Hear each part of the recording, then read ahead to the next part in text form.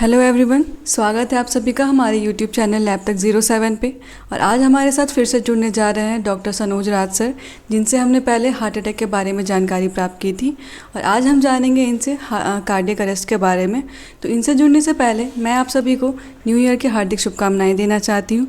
और अगर आप हमारे चैनल पर न्यू हैं तो प्लीज़ इसे सब्सक्राइब कीजिए और इसे सपोर्ट कीजिए। तो चलिए शुरू करते हैं। तो सर, स्वागत है आपका हमारे चैनल पर। Thank you so much.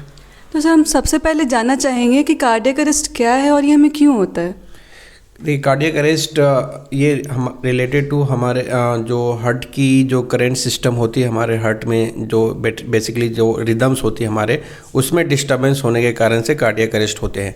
ये किसी एज में किसी भी कंडीशन से हो सकता है, ऐसा कुछ नहीं है कि ये हाँ, बट ये ऐसी है कि इसे होने से पहले कुछ वीक्स पहले हमें ऐसे सिम्टम्स आते हैं, ऐसी चीज़ें होती हैं, बट हम इसे इग्नोरेंस कहते हैं। कार्डियक अरेस्ट मतलब जो हमारी हार्ट है वो सडनली बंद हो जाना, सडनली काम करना बंद हो जाती है, जिसे हम कार्डियक अरेस्ट कहते हैं।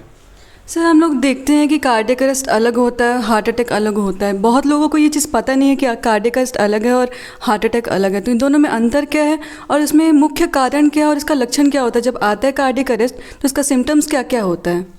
देखिए, हार्ट अटैक जो है वो रिलेटेड टू हमारा ब्लड वेसल्स में कुछ ब्लॉकेज होने के कारण से वो हमें हार्ट अटैक होते हैं। अगर सपोज हमारे हार्ट के ब्लड वेसल्स में ब्लॉकेज है, वो रैप्चर कर गए, पूरी जो ब्लड वेसल्स है वो क्लॉट हो गई, पूरी बंद हो गई, तो उसे हम हार्ट अटैक कहते हैं।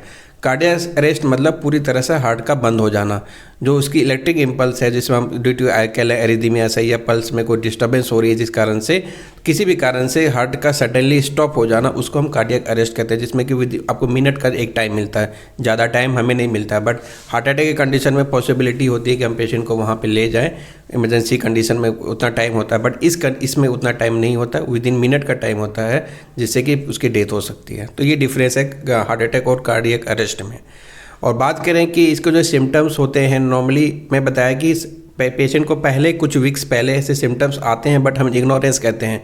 जैसे हेडेक हो जाना, या फिर डिजीनेस हो जाना, भारीपन होना, या फिर अनकॉन्शियस बैठे बैठे चक्कर आ जाना, गिर जाना, चेस्ट पेन होना, पाल्पिटेशन होना। तो ये सारे लक्षण पहले देखने को मिलते हैं, बट हम किसी कारण से इग्नोरेंस करते हैं। तो जब भी कार्डियक अरेस्ट होती है तो हमारे पास बहुत कम समय होता है पेशेंट को बचाने के लिए। हम उतना टाइम नहीं होता है कि हम पेशेंट को हॉस्पिटल ले जा पाए।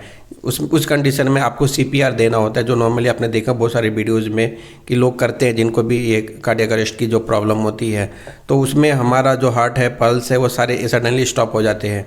अगर ये टाइम अगर 5 मिनट से ज़्यादा होता है तो हमारा जो ब्रेन है वो डेड होने लगती है।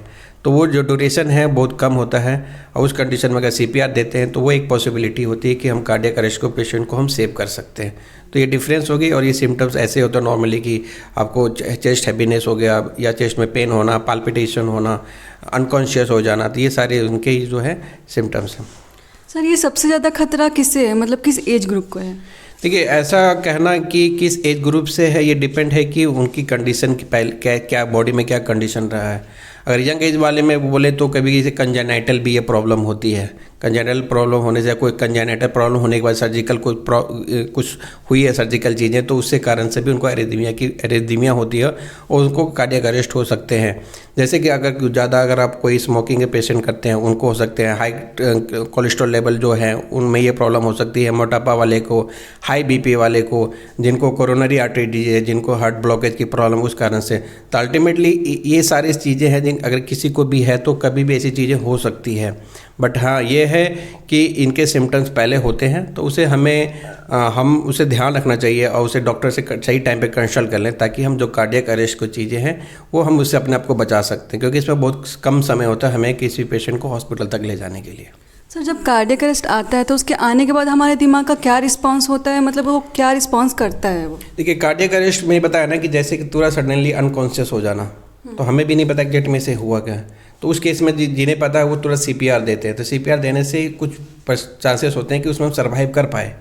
अगर नहीं तो उसमें क्या होता है, आफ्टर 5 मिनट्स के बाद हमारा जो ब्रेन है वो डेड होने लगता है। तो उसमें उसको फिर रिकवर करना बड़ा डिफिकल्ट होता है किसी भी पेशेंट के लिए। तो ब्रेन डेड ज़्यादा कॉमन ईजिली पेशेंट को देखा गया है। सर कार्डियक अरेस्ट आने के बाद हमारा मतलब लाइफस्टाइल में क्या प्रभाव पड़ता है? मतलब वो जब आता है तो उसको हम क्या किस हद तक डैमेज करता है, या फिर उसको हम लोग ऐसा ऐसा क्या चीज़ करें जिससे हम वो चीज़ हम लोग को अवॉइड कर सके या फिर वो गलती ना करें? अब ये जब नॉर्मली कार्डियक अरेस्ट होते हैं तो ये देखना पड़ता है कि वो उसकी सर्वाइव पेशेंट हॉस्पिटल पहुंच पाए कि नहीं। मोस्टली बहुत कम होता है जब पेशेंट हॉस्पिटल पहुंच जाए। अगर पेशेंट पहुंच जाए वहाँ पे टेस्ट होते हैं ECG, अगर डॉक्टर देखते हैं इसमें क्या प्रॉब्लम हुई, एरिथमिया की प्रॉब्लम हो रही है या कुछ चीज़ का, तो उसको डिफिब्रिलेटर करके आते हैं तो कुछ एक मैनेजमेंट दिया जाता है। उसके साथ साथ में उसके रिस्क फैक्टर क्या है, पेशेंट की लाइफस्टाइल कैसी रही है, फिजिकल एक्टिविटी कैसा है, उसका स्मोकिंग की हैबिट है, ड्रिंकिंग की हैबिट है, हाई ट्राइग्लिसराइड लेवल ज़्यादा होते हैं बॉडी में, कोलेस्ट्रॉल लेवल, इसके साथ साथ न्यूट्रिशन लेवल भी हमें देखना पड़ता है जिसमें सोडियम, मैग्नीशियम और पोटासियम अगर कम होता है उस कारण से भी ये प्रॉब्लम हो सकती है। तो ये सारी एक उस पर काउंसिल किया जाता है, उसके बाद देखा सारी रिपोर्ट को एक देखा जाता है इसमें क्या प्रॉब्लम इनकी बॉडी में हो रही है, उस बेस पर हम पेशेंट को रिकमेंड करते हैं ये सारी चीज़ को आपको अवॉइड करनी चाहिए। सर इसका इलाज कैसे किया जाता है? और जैसे कि हम लोग देखते हैं जब कार्डियक अरेस्ट आता है तो उसमें बहुत लोग को मतलब इसका सिंबल नहीं पता चलता है, या फिर इसका इलाज कैसे करना है वो चीज़ नहीं पता चलता है। तो इसका हम लोग कैसे मतलब इसका जल्दी इलाज कैसे कर सकते हैं और इसको रोक कैसे सकते हैं हम लोग? मैं बताया ना कि कार्डियक अरेस्ट एक ऐसी चीज़ है जिससे कि हम ऐसे नहीं कोई बीमारी हुआ उसका टाइम मिला हमें उसको करें। जब कार्डियक अरेस्ट होती है तो उसमें उतना टाइम हमें नहीं मिलता, बट इसके पहले सिम्टम्स होते हैं, मैंने बताया जैसे कि वो मोटापा है या बीच में कभी कभी पाल्पिटेशन, घबराहट होना, अनकॉन्शियस हो जाना बैठे बैठे, पल्स का कम हो जाना, पल्स का ज़्यादा बढ़ जाना, तो ये सारे लक्षण पहले देखने को मिलते हैं। तो ये अगर ये सारी चीज़ें आपको मिल रहे हैं तो डॉक्टर से कांटेक्ट करें तो आप इसको अवॉइड कर सकते हैं कार्डियक अरेस्ट को। यही एक इसमें है, ऐसा नहीं है कि अगर आपको कार्डियक अरेस्ट हो गया, अब ये डिपेंड है कार्डियक अरेस्ट होने के बाद आप कितना सर्वाइव कर पाए, क्योंकि आपके टाइम, मैंने बताया ना टाइम इसमें कम होते हैं। अगर 2-3-4 मिनट से ज़्यादा होगा तो आपके ब्रेन डेड होने स्टार्ट हो जाएंगे, तो फिर वो रिकवर करना बड़ा डिफिकल्ट हो जाती है। सर थैंक यू सर, आपसे इतनी सारी जानकारी प्राप्त हुई। Thank you so much. तो अगर आपको हमारा वीडियोज़ अच्छा लगा हो तो प्लीज़ इसे लाइक, शेयर एंड सब्सक्राइब ज़रूर कीजिएगा। Thank you.